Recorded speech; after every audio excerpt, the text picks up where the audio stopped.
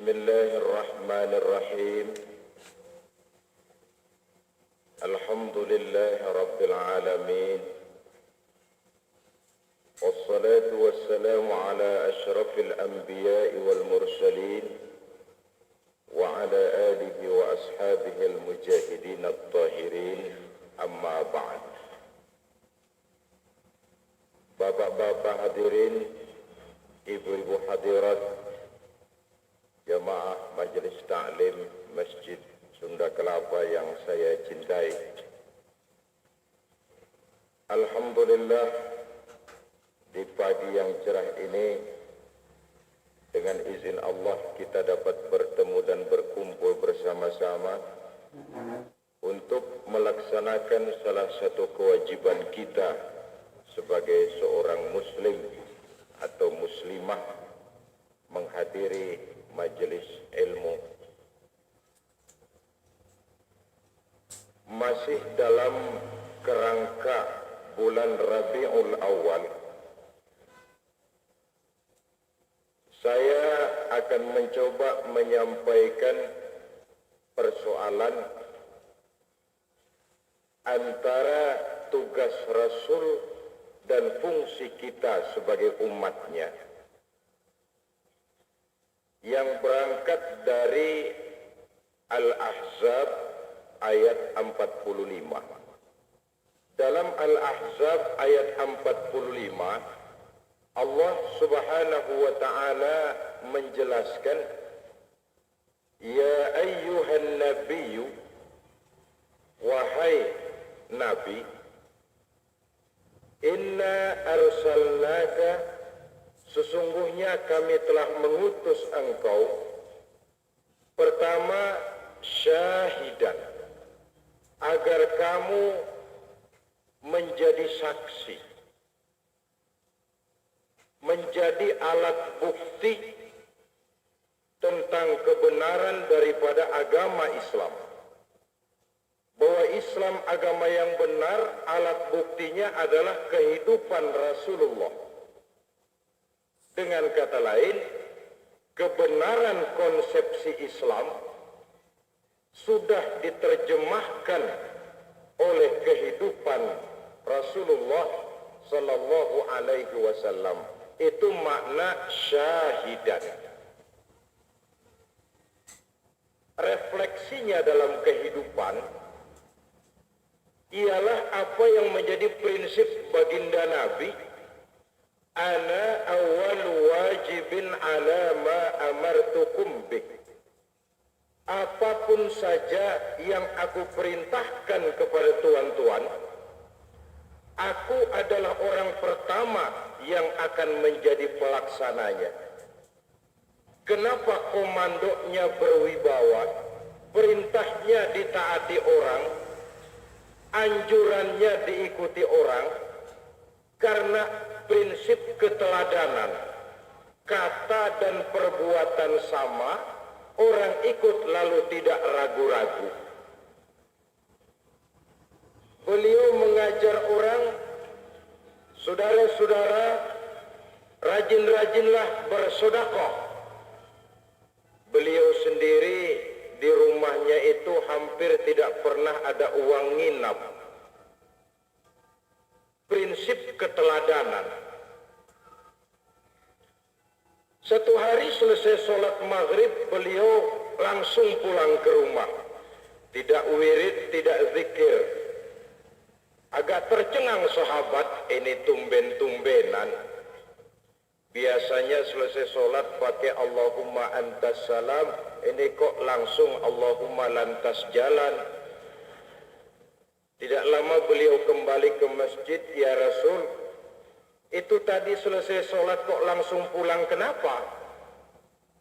Sampean nggak tahu? Ya nggak tahu.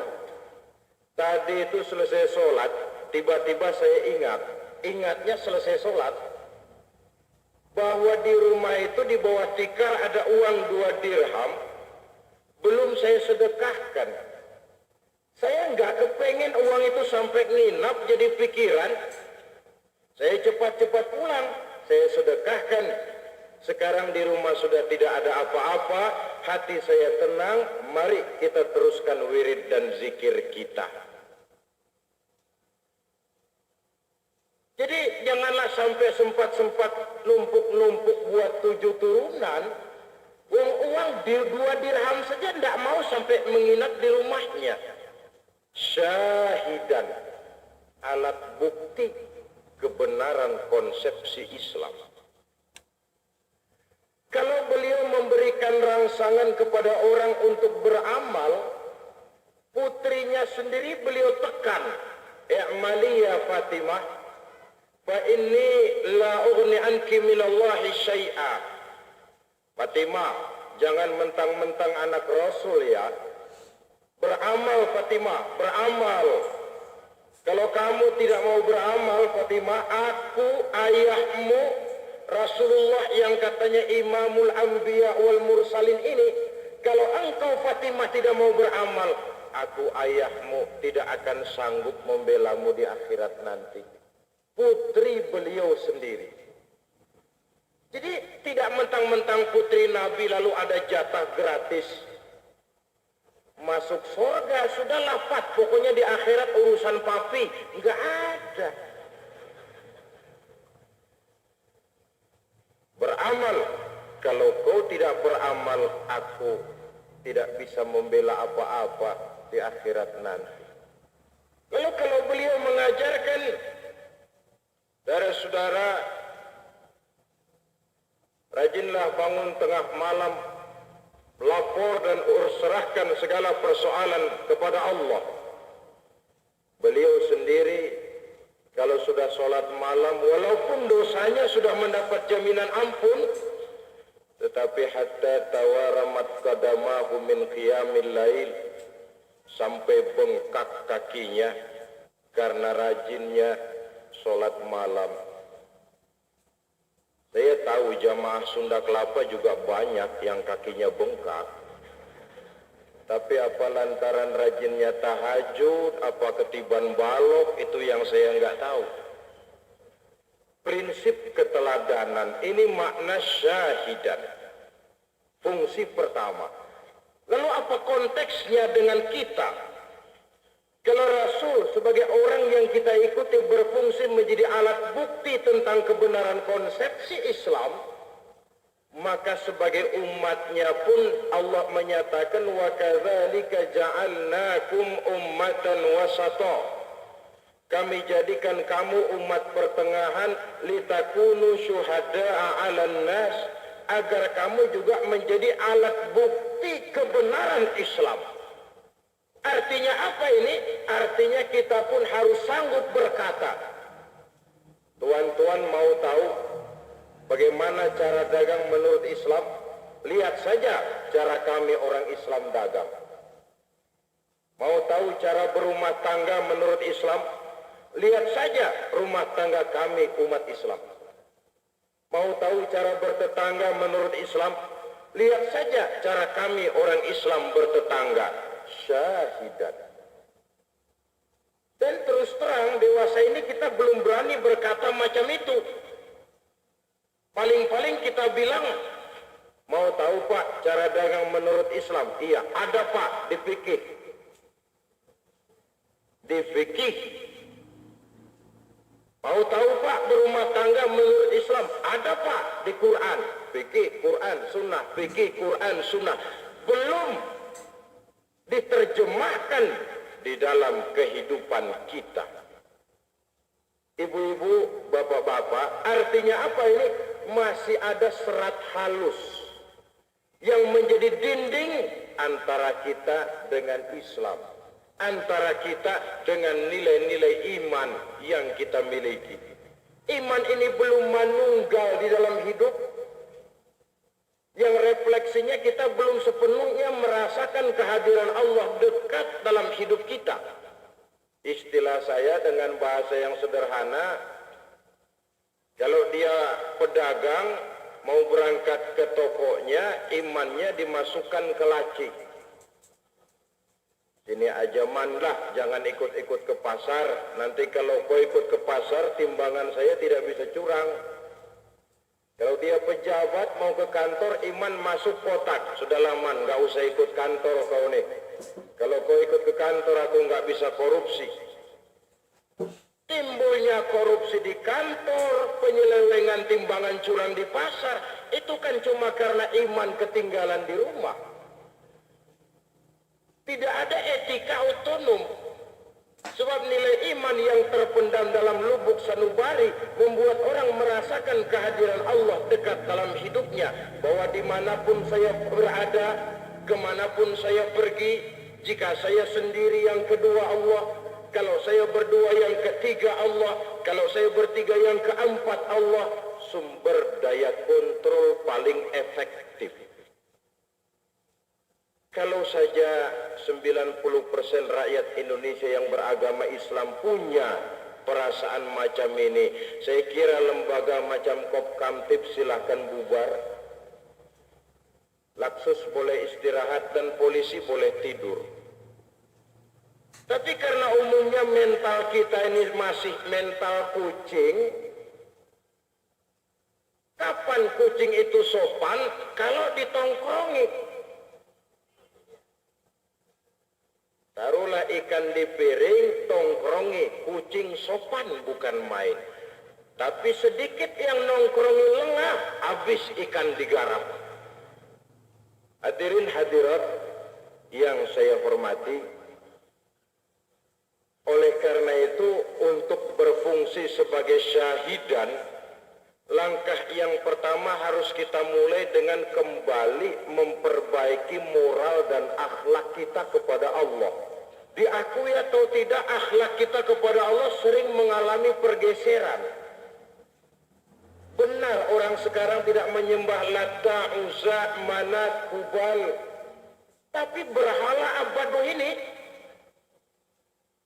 saya sering bilang kadang-kadang namanya komputer, kadang namanya science and technology, di mana orang begitu kagum dengan otak tapi lalu lupa kepada yang bikin otak. Padahal bagaimanapun jeniusnya otak, yang bikin otak pasti lebih jenius lagi. Coba lihat petani-petani di desa kalau panen raya apa katanya? Kami panen besar berkat pupuk urea. Tuhan nomor 16. Pergeseran akhlak kepada Allah.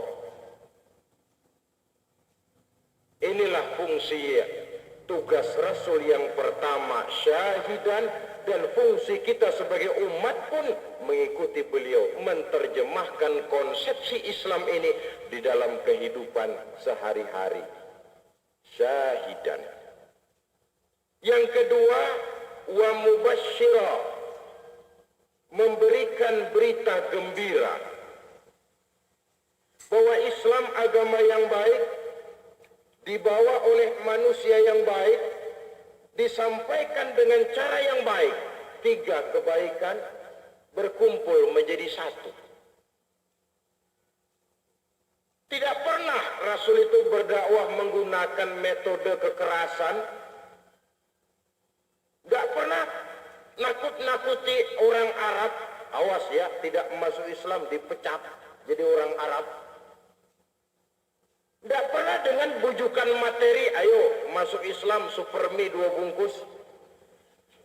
Sebab iman memang tidak bisa ditegakkan dengan materi, iman tidak bisa dipupuk dengan supermi, tidak bisa dipupuk dengan dolar. Mubasysyira, memberikan berita gembira, dakwahnya bersifat human interest. Prinsipnya basyiru wala tunaffiru. Gembirakan orang, jangan ditakut-takuti. Yassiru wala tu'assiru. Mudahkan urusan orang, jangan dipersulit. Itulah yang pepatah bilang, jangan suka tersenyum kepada orang buta,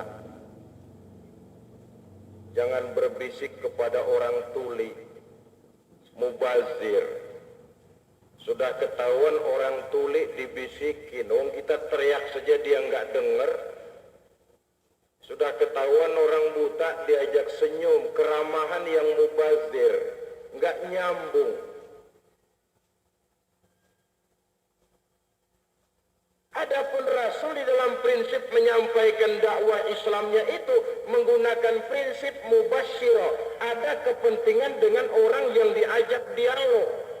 Sehingga orang merasa ada keterikatan antara kepentingan dia dengan konsepsi Islam. Kalau tidak, orang akan lari. Kenapa? Menganggap ini tidak ada kepentingan dia dengan kehidupannya. Dengan kata lain, Rasulullah ibarat seorang penari, dia ngerti irama gendang. Penari yang baik memang mesti begitu. Lagian kalau gendangnya pelan lalu jogetnya kenceng, kan gak enak dilihat orang. Penari yang baik biasanya mengerti irama gendang. Begitu baginda Rasulullah Sallallahu Alaihi Wasallam. Satu contoh yang menarik karena ini berkaitan dengan taktik dan strategi mubasyirahnya ini. Kiai Haji Hasyim Asy'ari sebelum mendirikan pondok pesantren Tebu Ireng itu dulunya sebelum jadi komplek pesantren dikenal sebagai tempatnya molimo.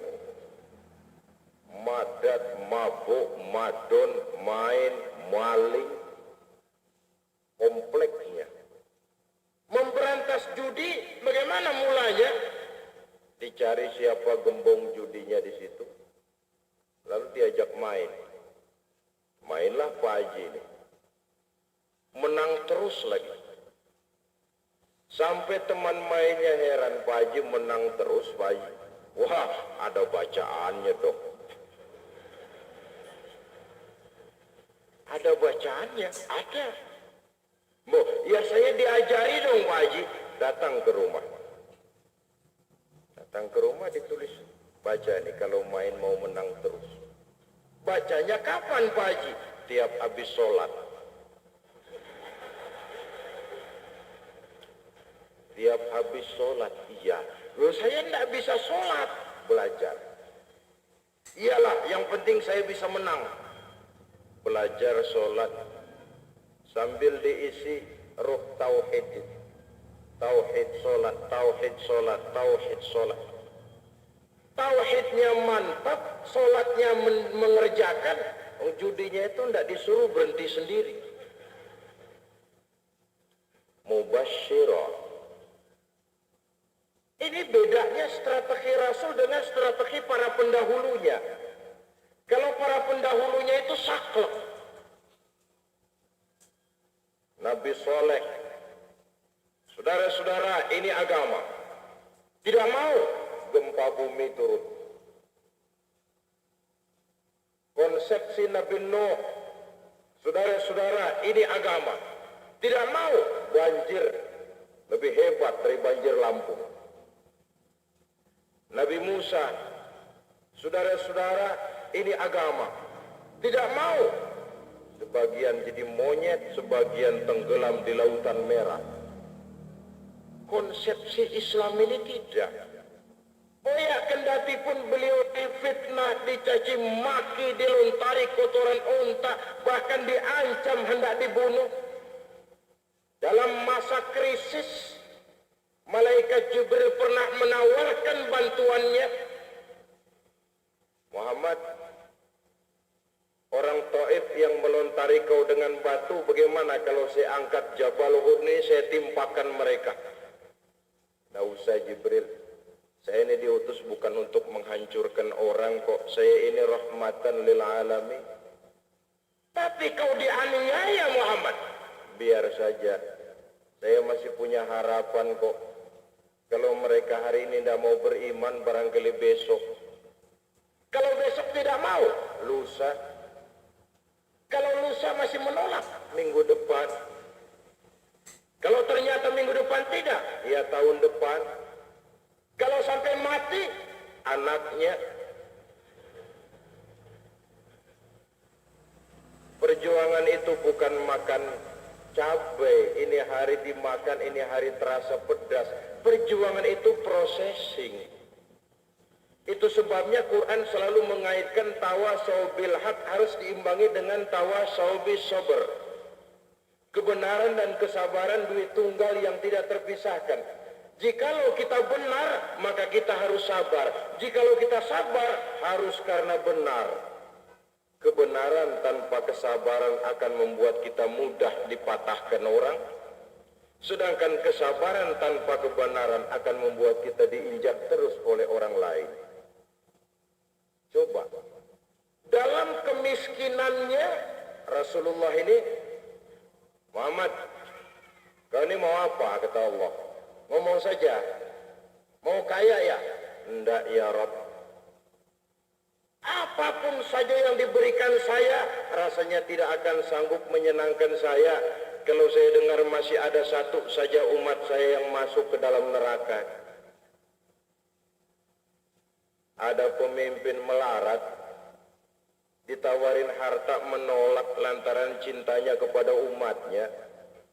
Apa gampang nyari pemimpin macam itu? Susah. Pakai sin besar, susah. Kalau sin kecil belum terlalu susah itu. Kalau sudah sin besar, susah. Mubasyirah. Tetapi jangan lupa, Rasul tidak cuma sekedar mubasyirah, sebab fungsi yang ketiga, wa nazira, memberikan peringatan. Kalau ayat Allah sudah dicanangkan, wahyu sudah disampaikan, orang ternyata tidak mau beriman, baru datang peringatan. Nah, dalam skala luasnya apa ini? Islam adalah agama yang menganut sistem keseimbangan.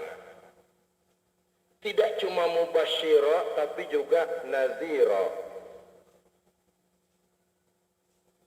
Sebab itu jangan cuma ingat innallaha ghafurur rahim, tapi juga mboya ingat innallaha syadidul azab. Jangan cuma ingat innallaha kana afuwan halima, tapi juga ingat innallaha syari'ul iqab. Keseimbangan. Utamakan akhirat, tapi jangan lupakan jatah duniamu. Di dunia hasanah wa fil akhirati hasanah. Dengan prinsip walal akhiratu khairul laka minal ula. Artinya apa? Kalau padi yang kamu tanam, rumput mesti akan ikut tumbuh, kata Al-Ghazali. Tapi kalau rumput yang kamu tanam, jangan mimpi akan tumbuh padi. Artinya apa itu? Kalau akhirat kamu targetkan, dunia akan ikut serta. Tapi kalau dunia jadi target utama, akhirat bakal lepas dari genggaman. Nanam padi, rumput pasti tumbuh. Nanam rumput, jangan mimpi akan tumbuh padi. Yang ikhlas karena Allah akan mendapat ganjaran yang diharapkan. Yang tidak karena Allah akan lain hasilnya. Satu contoh kecil, Pak. Dulu itu di pesantren ada kiai punya dua santri. Yang satu namanya Ali, yang satu namanya Umar. Si Ali ini satu hari pergi ke kebun mencabut singkong. Bagus singkongnya. Ali ingat kepada gurunya. Ah, Pak Kiai ini kalau pagi-pagi saya bawakan singkong, barangkali nikmat rasanya. Berangkat dia ke rumah gurunya. Tuan Guru, ada apa, Li? Saya dari kebun, Tuan Guru. Saya mencabut singkong ini kelihatannya bagus. Bil barakah saya hadiahkan kepada guru, mohon doanya agar saya jadi orang yang berguna. Wah Ali, kau ini memang murid yang ikhlas. Dibawa singkong masuk ke dalam rumah, kata istrinya Pak Kiai, si Ali ini kita kasih apa ini Pak? Ah itu kan di dalam ada kambing, tinggal 1 ekor, sudah berikan saja sama si Ali. Biar dia rawat, mudah-mudahan membawa keberkahan. Li, kata Kiai, hadiah dari saya, kambing kau jaga baik-baik. Pulang si Ali bawa seekor kambing, ketemu dengan si Umar temannya. Dari mana, Li? Dari rumah Kiai. Itu kambing dikasih sama Pak Kiai. Memang kenapa? Tidak apa-apa, saya tadi cuma bawain kiai singkong, ikhlas karena Allah, pulang saya dikasih kambing. Mikirlah si Umar, kalau singkong saja jadi kambing, bagaimana kalau saya bawa duren? Berangkat dia ke pasar, beli duren 5 buah, cempedak 3 buah, berangkatlah dia ke rumah Tuan Guru. Kiai, karena Allah, saya hadiah ini 5 butir duren dan 3 buah cempedak, ikhlas mohon doa Kiai. Waduh Umar, kau ini murid yang baik, bawa masuk ke dalam. Kata istrinya, Pak Kiai, sudah tidak ada apa-apa lagi bang. Ayam tidak ada, kambing tidak ada. Lalu yang ada apa? Ya tadi singkong si Ali itu.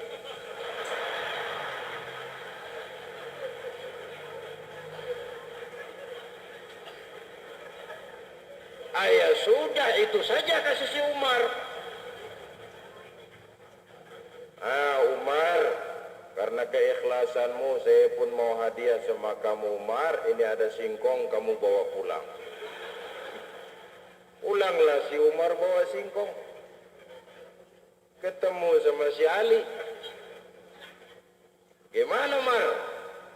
Dari rumah Kiai dikasih apa? Singkong. Kata Ali, itu si singkong gue yang tadi Umar. Yang ikhlas bawa singkong dapat kambing, tapi yang sudah ada maunya bawa duren malah dapat singkong.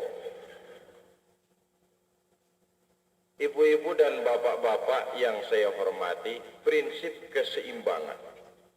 Karena itu kita lihat dalam Islam, orang kaya diperintah membantu yang miskin.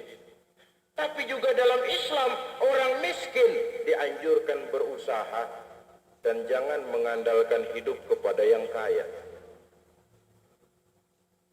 Dalam Islam berlaku boros dilarang. Dalam Islam berlaku bakhil dilarang. Konsep tengah antara boros dan bakhil adalah infak. Berlaku pemurah, mengeluarkan harta tapi untuk jalan yang bermanfaat. Dalam pergaulan dalam Islam, tuan rumah diwajibkan menghormati tamu, tapi juga tamu diwajibkan tahu diri. Seimbang. Kamu kaya, bantu yang miskin. Kamu miskin, berusaha. Jangan mengandalkan hidup kepada yang kaya. Jadi kalau ada ayat Quran, sesungguhnya orang-orang kaya menumpuk-numpuk hartanya, tidak mau zakat, infak, dan sedekah. Hartanya akan menjadi bara neraka yang akan meneriska punggungnya di akhirat nanti. Tentu ayat macam ini harus sering-sering dibaca oleh yang kaya. Bukan yang miskin yang rajin baca ayat ini. Sebab kalau yang miskin rajin baca ayat ini, dia akan jadi pemalas terus. Kerjanya cuma nakut-nakutin orang kaya. Salah megang ayat. Ibu-ibu dan bapak-bapak yang saya hormati, mubasyirah wa nadhirah. Itulah sebabnya yang namanya amar ma'ruf dan nahi munkar ini sejalan. Keseimbangan. Kalau tidak, yang ma'ruf jalan, yang munkar jalan. Samarlah nilai. Walaupun dalam praktek, nahi munkar mencegah kemunkaran resikonya lebih berat daripada mengajak orang berbuat baik. Kalau cuma mengajak orang berbuat baik, hampir tidak ada resiko. Ya paling-paling orang menolak itu saja. Mas, ayo sholat. Paling-paling tidak mau. Tapi kalau sudah mencegah kemunkaran, apalagi kalau kemunkaran itu dilakukan oleh orang yang levelnya di atas kita, ini yang makan hati. Kiai itu kalau sudah pidato, saudara dirikan sholat, nggak ada resiko. Saudara makmurkan masjid, nggak ada resiko. Tapi kalau sudah kiai pidato, saudara berantas korupsi, saudara orkas tutup. Nah ini ada resikonya ini. Tapi memang kan hampir tidak ada perbuatan. Karena itu ibu-ibu dan bapak-bapak, adanya prinsip mubasysyira wa nadhira hendaknya memberikan satu dampak untuk dalam hidup kita pandai-pandai membagi orientasi, menjaga keseimbangan. Sehingga Nabi tekankan, bekerja kau buat duniamu, seolah kau akan hidup buat selamanya. Tapi bekerja kau buat akhiratmu, seolah kau akan mati esok. Kalau sudah sholat menghadap Allah, Allahu Akbar, anggap sajalah kita akan mati besok, supaya timbul khusyuknya. Tapi kalau sudah di kantor, di tempat tugas, bekerja kita anggap saja akan hidup selamanya, supaya timbul gairah kerja. Jangan dibalik. Di kantor ingat mati, lemes terus. Ya, ngapain kerja keras-keras toh nanti bakalan mati. Sedang sholat ingat duta Merlin. Ya kacau sholatnya, salah pasang lagi. Ibu-ibu, bapak-bapak, ini yang ketiga. Yang keempat, tugas baginda Nabi, wada'iyan ilallahi biiznihi. Tugasmu yang keempat Muhammad, mengajak menyeru manusia ke jalan Allah dengan izinnya. Yang saya garis bawahi, dengan izinnya. Kenapa harus dengan izinnya? Sebab tugas Rasul bukan mengislamkan orang, tapi menyampaikan Islam. Soal mengislamkan orang ini hak prerogatif Allah karena berkaitan dengan hidayah. Orang itu walaupun ditongkrongi Nabi, melihat mukjizat, mendengar wahyu, kalau hidayah tidak datang, tidak bakal orang mau beriman. Sejarah lengkap, ada istri Nabi tidak biiznillah, tidak dapat izin Allah, suaminya Rasul, istrinya pembangkang, istrinya Nabi Lut. Ada bapak Nabi Ibrahim, anaknya pembasmi berhala, ayahnya malah produsen berhala.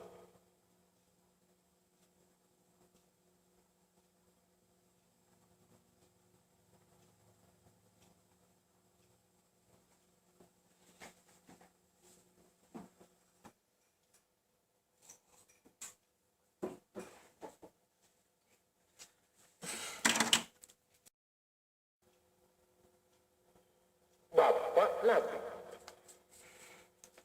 Ada anak Nabi, Kan'an, putra Nabi Nuh. Tidak beroleh hidayah, kufur. Ada paman Nabi, Abu Jahal, Abu Lahab. Tidak beroleh hidayah, tidak terpanggil mengikuti kebenaran. Itulah sebabnya kita ini bersyukur bahwa kita keponakan Nabi saja bukan, melihat mukjizat tidak pernah, mendengar wahyu tidak. Entah kita beriman jauh lebih beruntung ketimbang orang-orang yang langsung ditongkrong Nabi, tetapi mereka tidak mau beriman. Sebab hidayah ini mahal, hak prerogatifnya Allah, perlu disyukuri. Sebab nikmat bisa berubah menjadi azab kalau kita tidak pandai bersyukur. Maka sering saya bilang, orang kaya bisa masuk surga karena hartanya, pun orang kaya banyak yang masuk neraka gara-gara hartanya. Tergantung syukur apa tidak. La in syakartum la azidannakum. Orang alim, kiai bisa masuk surga karena ilmunya, pun orang alim, kiai bisa masuk neraka lebih dulu dari penyembah berhala karena ilmunya. Pejabat bisa masuk surga karena jabatannya, pun pejabat banyak yang masuk neraka karena jabatannya. Kalau ada orang kaya dengan hartanya dia berlaku pemurah, kok bisa masuk surga lebih dulu dari yang kiai? Saya baca dalam kitab Doratun Nasihin, di akhirat ada 4 manusia bertengkar di depan pintu surga. Haji mabrur, orang kaya pemurah, orang mati syahid, dan kiai. Masing-masing merasa berhak lebih dulu masuk ke surga. Sampai Allah utus Jibril, coba kamu adili. Turun malaikat Jibril, ini kenapa ribut-ribut di sini, Mas? Anu Pak Jibril, itu masing-masing kami merasa berhak lebih dulu masuk ke surga. Memangnya amalan kamu waktu di dunia apa sih? Coba sini saya tanya. Kamu yang pertama sini. Apa amalan kamu ketika di dunia kok engkau merasa berhak lebih dulu masuk surga? Ya Jibril, saya itu kata yang pertama, kata Pak Haji, waktu di dunia saya ini pergi haji. Alhamdulillah haji saya mabrur. Katanya orang yang hajinya mabrur masuk surga paling dulu. Kata siapa? Kata Pak Kiai. Loh, yang ngasih tahu Pak Kiai? Iya, boya tahu diri dong. Jangan mendahului orang yang ngasih tahu. Pak Kiai duluan, nanti belakangan. Kamu yang kedua? Anu Pak, saya waktu di dunia itu berjuang membela agama. Saya mati syahid. Katanya orang mati syahid itu masuk surga lebih dulu dari yang lain. Kata siapa? Kata Pak Kiai. Oh, ini sama dengan yang barusan kamu. Yang ketiga, saya Pak waktu di dunia diberikan amanah berupa harta, itu saya infakkan di jalan Allah. Katanya orang kaya pemurah masuk surga lebih dulu. Kata siapa? Pak Kiai. Ah, ini semua jelas, sudah sumbernya sama. Kiai, ente duluan masuk. Kiainya kiai tahu diri, Bu. Ya Allah, benar memang saya yang kasih tahu. Cuma saya ini bisa jadi kiai itu gara-gara dulu waktu di dunia ada orang kaya, dia bangun pondok pesantren, dia belikan kitab, saya ngaji, dia berikan beasiswa, saya lalu belajar sampai jadi orang alim karena orang kaya pemurah itu. Kalau saya masuk surga lebih dulu dari dia rasanya nggak enak. Jadi gimana? Biarlah orang kaya pemurah itu masuk duluan, saya ikut belakangan. Ya kalau itu kamu punya mau, persilakan. Orang kaya pemurah, masuklah duluan. Kiainya ikut belakangan. Jadi biar kita bukan kiai, ada harapan masuk surga lebih dulu dari kiai. Kalau jadi orang kaya pemurah, sudah jadi kiai tidak, pelitnya 17 setan. Ini mau pakai apa ke surganya? Orang kaya juga banyak yang masuk neraka karena hartanya. Kiai bisa masuk surga karena ilmunya. Kapan? Kalau dengan ilmunya dia katakan yang halal itu halal, yang haram itu haram, yang hak adalah hak, yang batil adalah batil. Dia sampaikan kebenaran apa dan bagaimanapun resikonya. Orang alim macam begitu bisa saja ke surga karena ilmunya. Tapi kalau dengan ilmunya yang halal dibikin haram, yang haram dibuat remang-remang. Makanya saya setuju betul dengan fatwa ulama NU di situ Bondo, NU tidak berpolitik. Saya pikir lebih bagus begitulah. Bab kiai berpolitik serba sulit sih. Mau curang namanya kiai, masa iya kiai curang? Budaya politik kan budaya curang. Mau curang namanya kiai, nggak curang dicurangin terus. Sudahlah, gak usah politik-peletuk. Dan saya sejak awal saya bilang saya setuju ada kiai di DPR, bukan tidak setuju. Setuju betul saya, tapi nggak usah banyak-banyak, mubazir. Kiai itu menurut saya kantornya di tengah umat.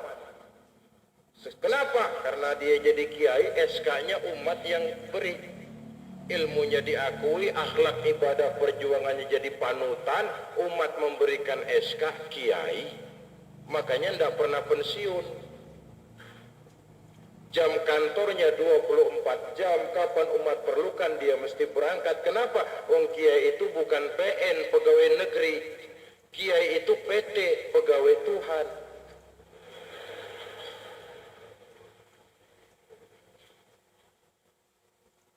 Yang saya khawatir kalau kiai rame-rame ngantor ke DPR, umat tidak ada yang jaga. Umat bingung.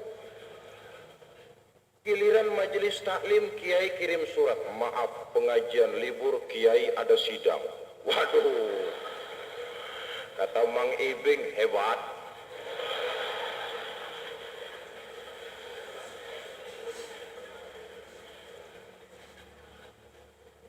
Sudah sidang juga kalah melulu, pengajian bubar,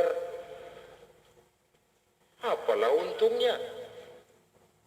Saya sering memberikan contoh umat Islam ini seperti 5 jari dengan sistem asas tunggal sekarang ini. Kalau dia kompak bersatu, tidak ada pekerjaan yang tidak bisa kita kerjakan. Yang ini namanya ibu jari, katakanlah ini umaro, pemerintah. Kerjaan apa saja kalau sudah diginiin oleh umaro, lumayan. Tapi kalau diginiin, kiamat. Yang kita mau tentu umaro yang hak ya giniin, yang batil giniin.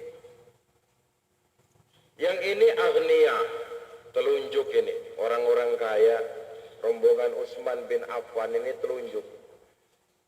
Orang kaya kan budaya nunjuk. Coba kita yang miskin mau nunjuk melulu, ditepuk orang nggak laku.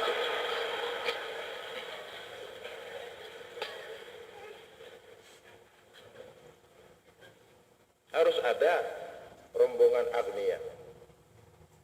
Yang ini jari tengah, ini ulama. Di tengah dia, ke kiri tidak, ke kanan tidak. Maka fatwa situ Bondo memposisikan ulama di sini. Saya sering bilang ini April 87 sebentar lagi, P3, Golkar, PDI kan pada mau hajatan ini.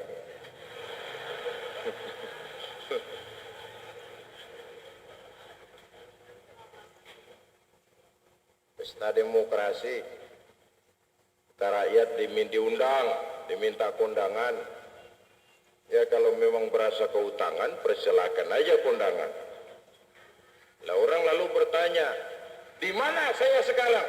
Saya bilang jari tengah. Saya enggak kemana-mana, cuma insya Allah saya ada di mana-mana. Itu saja sudah, jari tengah, tidak ke kiri, tidak ke kanan. Yang ini jari manis. Biar dia tidak pakai cincin, namanya tetap saja jari manis. Bahkan biar dia buntung sekalipun, jari manis juga namanya. Ini remaja, pemuda-pemudi yang selalu diidentikan dengan yang manis-manis. Remaja, semua harapan selalu terpulang kepada remaja. Bentuk miniatur daripada bangsa ini, harapan masa depan daripada agama ini, jari manis. Yang ini kelingking, ini perempuan, kaum ibu, kecil tapi mantap ini. Bagaimana enggak mantap, ibu jari yang besar kalau sulit ketemu ini kalah ini.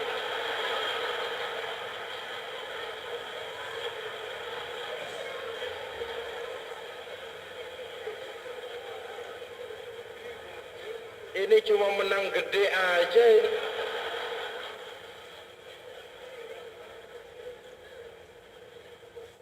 Artinya ibu-ibu itu walaupun peranannya tidak begitu kelihatan tapi sangat menentukan. Seorang yang polos, jujur, lugu, sederhana, sanggup jadi koruptor ulung kalau didorong-dorong istrinya. Nah, istrinya dibakar-bakar sama tetangganya. Suami pulang, bang, kau kan kepala bagian. Iya, kenapa? Tangga kita yang suaminya pegawai kecil saja, aduh bang, gelangnya sudah macam pelek beca begitu.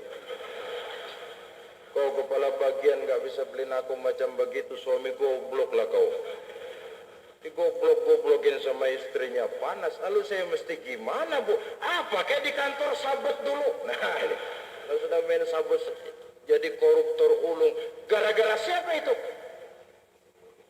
Kelingking. Bukan perempuan, kelingking.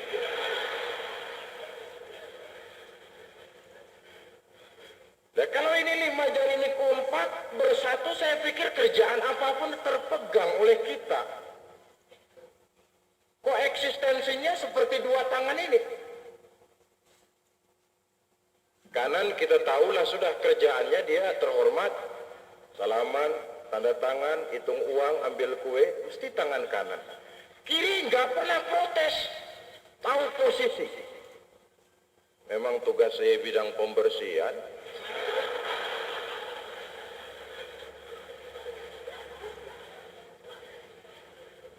Tapi lalu kan yang kanan ini ada tenggang rasa. Jangan khawatir kiri. Walaupun yang megang uang saya, tapi nanti saya belikan cincin, saya pakaikan engkau kiri. Ada tenggang rasa, yang di tempat basah Boya ingat juga lah sama yang di tempat kering. Ibu-ibu dan bapak-bapak yang saya hormati, kiai bisa saja masuk surga karena ilmunya, pun banyak yang masuk neraka karena ilmunya. Pejabat bisa masuk surga karena jabatannya, bisa masuk neraka karena jabatannya. Kalau dia adil, wah di akhirat nanti dapat prioritas pejabat itu, langsung dilindungi Allah. Ibu-ibu dan bapak-bapak, yang terakhir, yang kelima, tugas Nabi adalah wasirajan munira, menjadi lampu yang menerangi kehidupan secara total. Kenapa? Islam tidak cuma rahmatan linnas, tapi rahmatan lil alamin. Islam misalnya tidak cuma sekedar mengajarkan peri kemanusiaan, peri kebinatangan. Islam mengajar jangan menyembelih ayam dengan pisau tumpul. Ajaran apa itu? Peri kebinatangan. Lalu kalau kita ngaji bab istinja misalnya, jangan buang air kecil di tanah yang berlubang. Kenapa? Melindungi binatang yang ada dalam lubang itu. Siapa tahu dalam lubang itu ada semut, lagi rapat membahas devaluasi. Apa dosanya sampai pada mati kena air najis? Tidak cuma rahmatan linnas, tetapi rahmatan lil alamin. Maka sebagai umatnya, kita pun harus berfungsi. Mampukah kita menjadi rahmah paling kurang buat lingkungan kita? Keberadaan kita di masyarakat punya makna dan arti, punya nilai. Jangan sampai ada dan tidak adanya kita sama saja dinilai orang. Ada ya begitu, tidak ada ya begitu. Kita berfungsi menjadi rahmah bagi lingkungan, sebagaimana Rasul menjadi rahmatan lil alamin. Ibu-ibu dan bapak-bapak, hadirin hadirat yang saya hormati. Setelah 5 tugas utama Rasul dan fungsi kita dalam Al-Ahzab ayat 45 ini, saya akhiri uraian singkat ini dengan pesan. Yang pertama, jaga baik-baik akhlak kita kepada Allah dengan memantapkan akidah. Kalau akhir-akhir ini orang sibuk dengan kebulatan tekad, kita apa salahnya membulatkan i'tiqad yang bermuara dari pengakuan kita kepada asyhadu an la ilaha illallah. Saya bersaksi tidak ada Tuhan melainkan Allah, yang artinya saya tidak akan menyembah kecuali hanya kepada Allah, tidak akan minta tolong kecuali hanya Allah, tidak akan menggantungkan hidup kecuali hanya kepada Allah. dan wariskan ini kepada anak-anak kita generasi yang akan datang sebagaimana Luqman telah mewariskannya kepada anak-anaknya. Yang kedua, jaga ukhuwah Islamiyah. Ini modal utama. Tahun 28 seorang tokoh Syekh Muhammad Basuni Imron, Imam Kerajaan Islam Sambas Kalimantan, pernah berkirim surat kepada redaktur majalah Al-Manar di Paris, Prancis, Said Muhammad Rashid Ridho. Suratnya berisi sebuah pertanyaan, pertanyaannya mohon dijawab dan jawabannya agar disebarkan ke seluruh dunia Islam. Pertanyaannya sederhana saja, limaza ta'akhkharal muslimun wa limaza taqaddama ghairuhum? Mengapa umat Islam mengalami kemunduran dan mengapa umat di luar Islam kok kelihatannya mengalami kemajuan? Pertanyaan ini oleh Ridho diteruskan kepada Amir Shakib Arsalan. Dijawab oleh beliau secara panjang lebar sampai menghasilkan sebuah buku di bawah judul yang sama. Kata Amir Shakib Arsalan, kita mengalami kemunduran karena kita punya 3 penyakit kronis. Ini penyakit kita. Apa 3 penyakit kronis itu? Pertama, kita punya penyakit hubbul adawah, gemar bermusuhan. Dan orang yang anti-Islam memanfaatkan betul itu. Kalau Islam ini dihantam berterang-terangan, saya percaya umat Islam yang paling tolol sekalipun mesti marah. Sebab setolol-tololnya dia masih punya rasa fanatisme agama. Dia masih sanggup bilang, mas, saya memang gak sholat, tapi agama saya dihina, awas.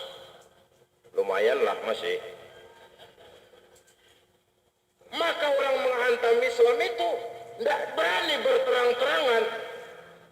Caranya, wa idza laqul ladzina amanu qalu amanna.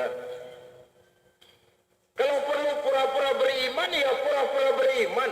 Dibuatkan kita merek-merek Islam yang mereknya Islam, tujuannya bikin kacau dalam Islam.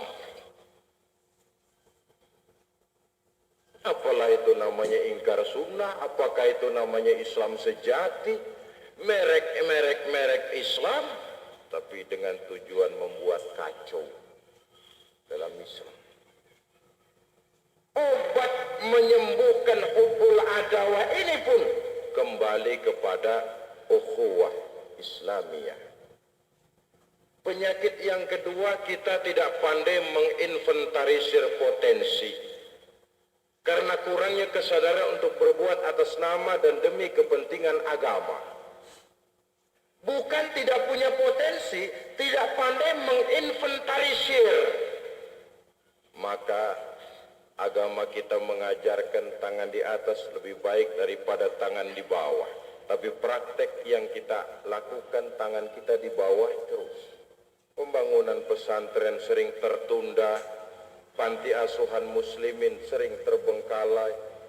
Ada orang membangun masjid, meletakkan batu pertama sekaligus jadi batu terakhir. Setelah itu la yamutu wa la yahya, mau dibilang hidup tidak kelihatan gerakannya, mau dikata mati tidak ada kuburannya.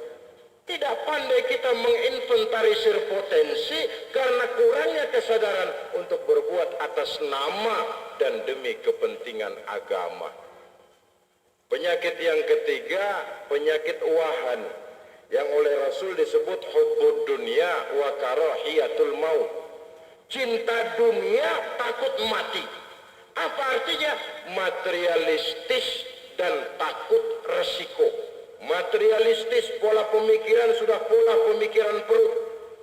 Norma-norma keadilan cuma sekedar teori, tidak tertuang dalam alam realitas. Kalau sudah materialistis pola berpikir orang, mesti orang takut resiko. Saya sering cerita pengalaman pribadi dalam satu perjalanan kembali ke tanah air. Di dalam pesawat di sebelah kanan saya duduklah seorang Jerman, namanya Heiner Simonsen. Iseng saya ajak kenalan, saya ajak ngobrol. Saya tanya, Mas, Mas Henner, kalau pesawat yang kita tumpangi ini jatuh ke bawah, kira-kira apa yang akan terjadi, Mas? Oh, kita semua akan mati, dia bilang. Begitu? Iya. Apaan sih mati itu? Untuk tahu apa itu mati, kita harus bisa menjawab apa itu hidup, dia bilang. Saya pikir nih bule bisa ngomong juga. Oke lah, apa hidup menurut Anda itu? Hidup itu dia bilang kalau seluruh anggota badan kita bekerja secara normal. Paru-paru memompa darah normal, jantung berdetak normal, sel tubuh bekerja fit, dan organisme tubuh hanya mau bekerja normal kalau kita memberi makan yang cukup, menu yang teratur, dan gizi yang lengkap. Jadi kesimpulannya apa sih? Dia jawab, hidup adalah dari tangan ke mulut. Life is from the hand to the mouth. Masalah hidup tidak lebih masalah isi perut. Orang pergi pagi pulang sore peras keringat banting tulang, perut yang dibelain. Saya bilang, Mas, kambing di kampung saya juga gitu. You are wrong, sampean salah, saya bilang. Sampean orang Islam bukan? Bukan. Pantas. Kristen ya? Tadinya. Iya. Lalu apa sekarang kamu? Sekarang saya netral. Saya tidak beragama, tapi saya percaya kepada Tuhan sebagai pencipta alam. I haven't any religion, dia bilang. But I believe to God as the creator of the world. Agnostik. Orang yang menaruh penghargaan tinggi kepada agama tapi tidak mau mengikatkan diri kepada agama. Kalau sudah pidato soal agama, waduh, tapi agamanya apa? Remeng-remeng. Agnostik. Saya bilang, kenapa kamu bisa netral begitu? Habis saya bingung, katanya. Islam bilang Islam baik, Kristen bilang Kristen baik, Buddha bilang Buddha baik. Semua baik, saya netral sekali, tidak beragama. Tapi saya percaya kepada Tuhan. Saya bilang, kamu ini kayak orang mau beli celana lalu bingung. Celana ini baik, celana itu baik, semua celana baik, kamu bingung, akhirnya netral.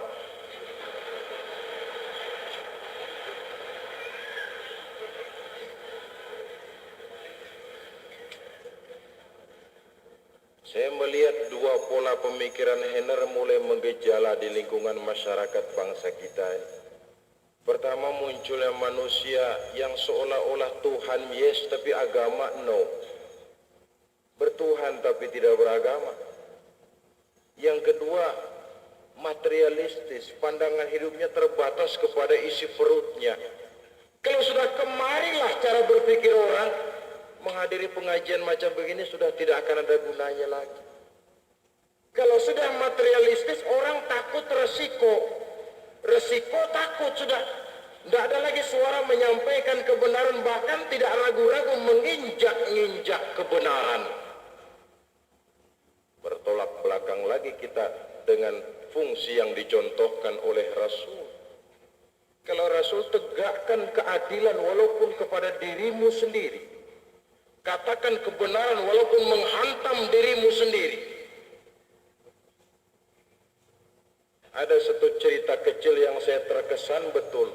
Ketika Umar bin Khattab jadi Amirul Mukminin, jadi presiden, yang bertugas jadi gubernur di Mesir adalah Amr bin As.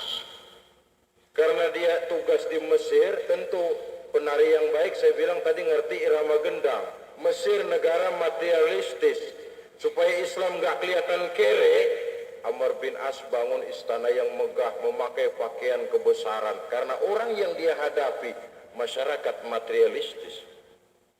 Cuma yang bikin pikirannya gak enak, di depan istananya yang megah ini ada gubuk reot, kepunyaan Yahudi lagi. Ini bagaimana caranya ini supaya gubuk ini ndak ada di sini, kan ndak enak di depan istana saya yang bagus ada gubuk reot. Ada akal. Panggil sajalah sudah kepala tata kota.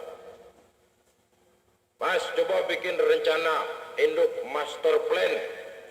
Ini di depan istana saya mau saya bikin masjid yang besar. Buat desain gambarnya, kalkulasi anggarannya, selesai nanti kita bikin tender. Dibuat, selesai gambar, Yahudi dipanggil. Saudara Yahudi, kamu tahu enggak? Enggak. Ya memang saya belum kasih tahu. Ini kamu punya rumah enggak kena lokasinya di sini, kena proyek. Kami mau bangun masjid yang besar. Lalu saya bagaimana? Pindah. Pak, saya dari muda itu berusaha cuma tinggal gubuk ini saja, pondok kecil. Orang-orang dapat pondok indah, masa saya pondok pindah? Sudah pondok pindah lagi, Sudahlah saya bayar 3 kali lipat. Enggak mau Pak. 5 kali lipat enggak mau. Jengkel Amr bin As. Panggil Kamtib. Derek. Menangis Yahudi berurai air mata. Tapi pikir-pikir Amr bin As kan cuma petugas. Di atasnya kan masih ada lagi khalifah. Lapor lapor. Ke Madinah dia dari Mesir. Mau lapor. Di tengah jalan berpikir, kalau Amr bin As saja istananya sudah begini megah, apalagi khalifahnya. Sampai di dekat Masjid Nabawi di bawah pohon korma bertemu dengan seseorang laki-laki tinggi besar. Selamat siang Pak. Ya. Ada apa? Mau ketemu Khalifah Umar bin Khattab Pak. Istananya di mana ya? Di atas lumpur. Di atas lumpur? Iya. Pengawalnya siapa Pak? Fakir miskin, yatim piatu, orang-orang yang tidak mampu. Itu pengawalnya. Pakaian kebesarannya dari sutra Pak? Bukan. Pakaian kebesarannya malu dan takwa. Saya nggak ngerti Pak. Ya itulah Khalifah Umar bin Khattab. Orangnya sekarang di mana Pak? Di depan ente. Gemetar. Ada apa? Saya menuntut keadilan Pak, punya gubuk reot diusir. Subhanallah. Betul Amr bin As begitu? Betul. Kau lihat tumpukan sampah di sudut itu? Di situ banyak tulang. Kau ambil satu. Dicari ambil tulang busuk, baunya enggak enak. Ini Pak. Digaris red lurus dengan ujung pedang. Bawa pulang kembali ke Mesir, berikan kepada Amr bin As. Bingung Yahudi. Pak, jauh-jauh saya dari Mesir mencari keadilan Pak. Kalau tulang mah di sana juga banyak. Sudah, nggak usah macam-macam. Kau pulang saja. Kasihkan ini kepada Amr bin As. Sampai di Mesir, Pak, salam dari Khalifah. Gemetar Amr bin As, keringat dingin bercucuran. Kepala proyek dipanggil. Mas, masjid ditunda, proyek batal, gubuk Yahudi yang digusur, dirikan lagi, dirikan. Yahudi makin bingung, kenapa begini Pak? Saya dapat nasihat keras dari Khalifah. Amr bin As, jangan mentang-mentang ya, sedang puasa. Suatu saat kau juga akan jadi tulang-tulang macam ini. Maka mumpung sedang puasa, berlaku lurus dan adil kamu seperti garis lurus di tulang ini. Red. Kalau kamu tidak lurus, nanti aku yang luruskan dengan pedangku. Siapa yang enggak ngeri digituin? Sudahlah, gubukmu ambil pulang lagi. Waduh Pak, Islam adil ya. Adil. Kalau begitu proyek jangan dibatalin Pak. Lalu kamu bagaimana? Mau saya bebaskan? Tidak usah dibebaskan Pak, tanah saya hadiahkan buat masjid. Gubuknya kalau bisa dipakai, pakai aja dah.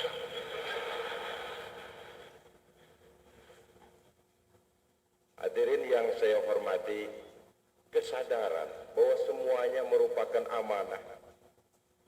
Ini yang akan menghilangkan kita untuk berat berbuat atas nama dan demi kepentingan agama. Sekianlah yang dapat saya sampaikan. Terima kasih banyak atas segala perhatian. Maafkan saya atas segala kekurangan. Wassalamualaikum warahmatullahi wabarakatuh.